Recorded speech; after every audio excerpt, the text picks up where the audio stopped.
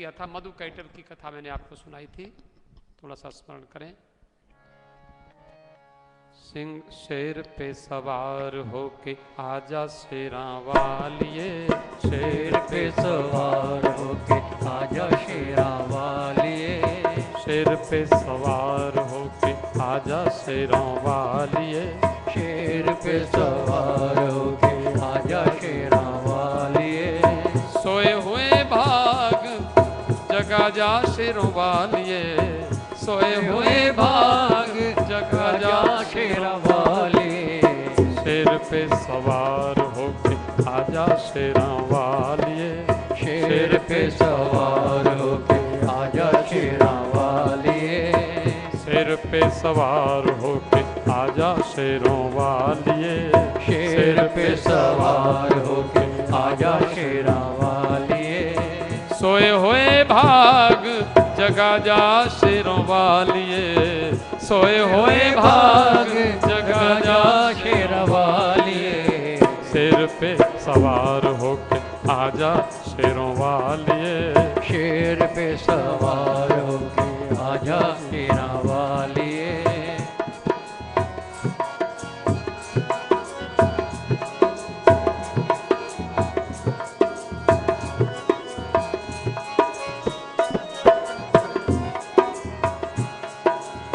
जोत माँ जगा के आस ये लगाई है, जोत माँ जगा के आस ये लगाई है, जोत माँ जगा के तेरी आस ये लगाई है, जोत माँ जगा के तेरी आस ये लगाई है, जिनका न कोई उनकी तू ही सहाई है, जिनका न कोई उनकी तू ही सहाई है, जिनका न कोई उनकी तू ही सहाई है, जिनका न कोई उनकी तू ही सहाई है, रोशनी अंधेरे में, रोशनी अंधेरे में दिखा दे शेरों वालिए, रोशनी अंधेरे में दिखा जा शेरा वालिए, शेर पे सवार होके आजा शेरों वालिए,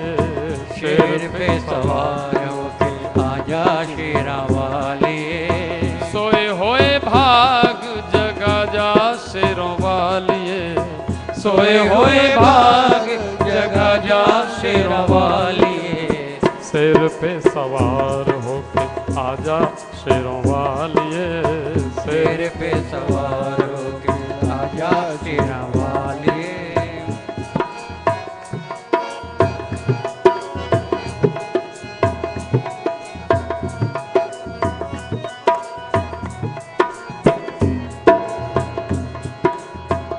रखना माँ रखना लाज इन अखियों के तारों की, रखना लाज इन अखियों के तारों की, रखना लाज इन अखियों के तारों की, रखना लाज इन अखियों के तारों की, डूबने न पाए नैया अम्बे बेसहारों की, डूबने न पाए नैया अम्बे बेसहारों की, नैया को किनारे पे, नैया को किनारे पे लगा जा शेरों वालिए, नैया को किनारे पे लगा जा शेरा वालिए, शेर पे सवार होके आजा शेरों वालिए, शेर पे सवार होके आजा शेरा वालिए, सोए हुए भाग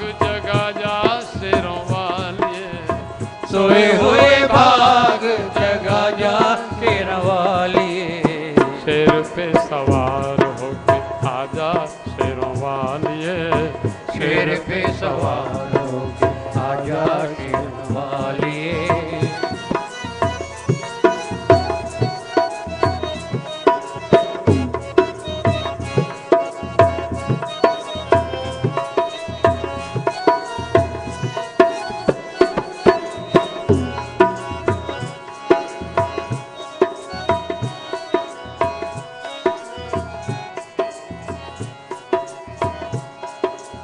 सांचे दरबार की जय।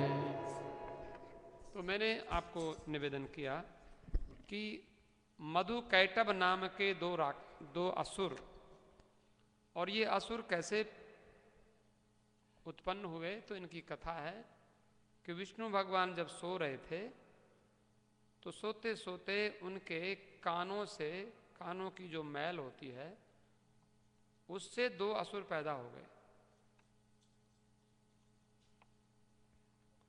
मधु और कैटभ।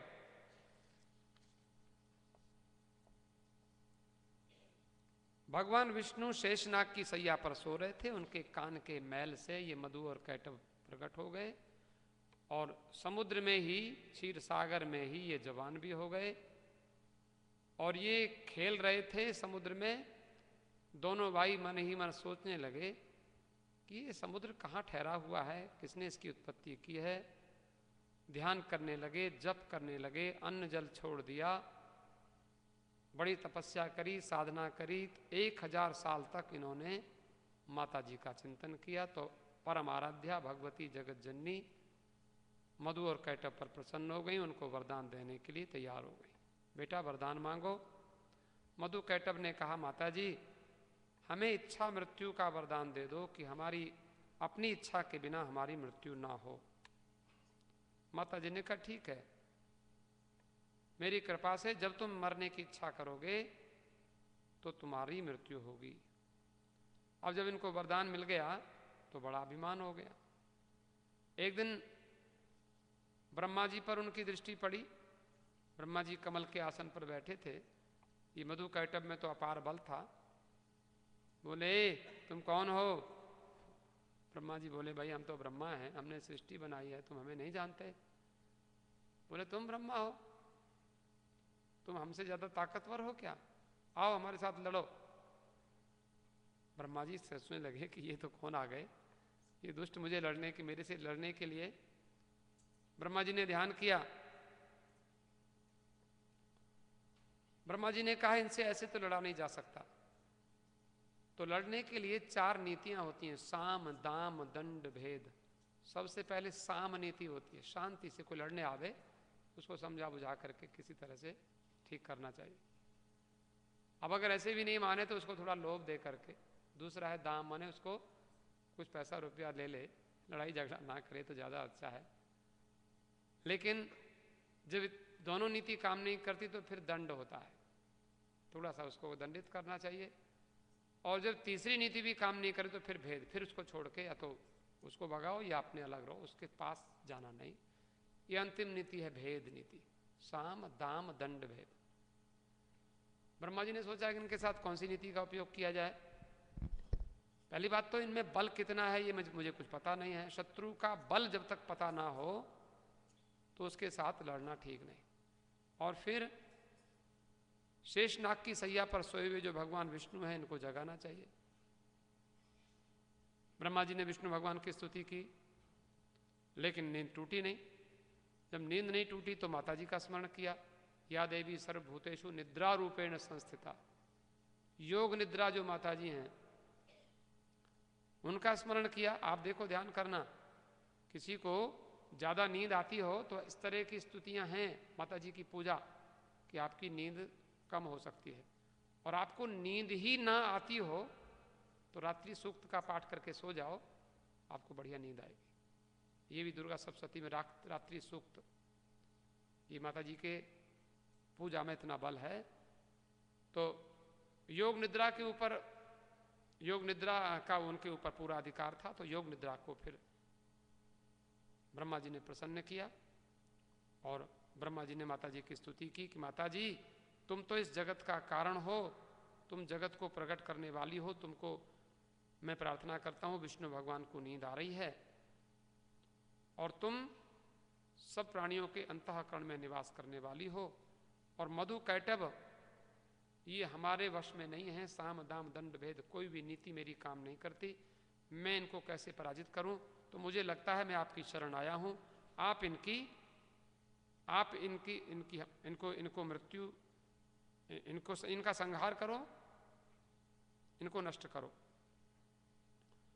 और आप जगत जननी हो, जगत की माता हो, संसार के मनोरथ पूर्ण करना ये आपका स्वभाव है।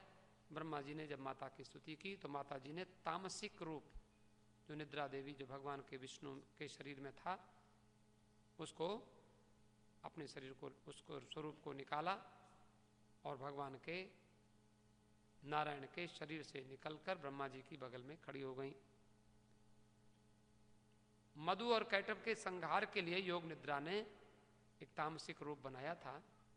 विष्णु भगवान जब अपने शरीर को हिलाने डुलाने लगे तो ब्रह्मा जी समझ गए कि निद्रा देवी ने इनके शरीर को छोड़ दिया है। अब इनसे कहना चाहिए। ब्रह्मा जी ने विष्णु भगवान की परिक्रमा की और परिक्रमा करके सूर्य जी कहते हैं विष्णु जी ने ब्रह्मा जी को देखा।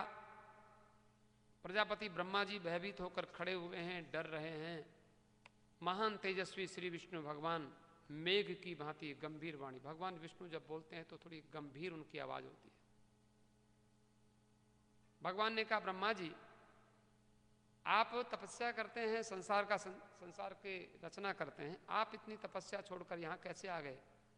ब्रह्मा जी ने कहा भगवान, दो दैत्य हैं जिनका नाम है मधु और कैटभ, और वस्तुतः ये आपके कान से उत्पन्न हुए हैं, कान के मैल से इनकी उत्पत्ति हुई है, लेकिन वो बड़े शक्तिशाली हो गए, उनसे डरकर मैं आपके पास आया हूं, आप मुझे बचाओ, मेरी रक्षा करो। सूर्य जी कहते हैं मधु कैटभ दोनों बड़े बलशाली थे। ब्रह्मा जी से लड़ने के लिए कह रहे थे, लेकिन ब्रह्मा जी तो चले गए थे, तो ब्रह्मा जी को ढूंढते ढूंढते वहीं आ गए और जाकर बोले, ए तू हमें छोड़कर यहां चला आया, तू डर के भाग आया वहां से, आ हमसे लड़। ब्रह्मा जी बोले देखो महाराज, ये फिर हमारे पास आ गए हैं, अब मैं क्या करूं?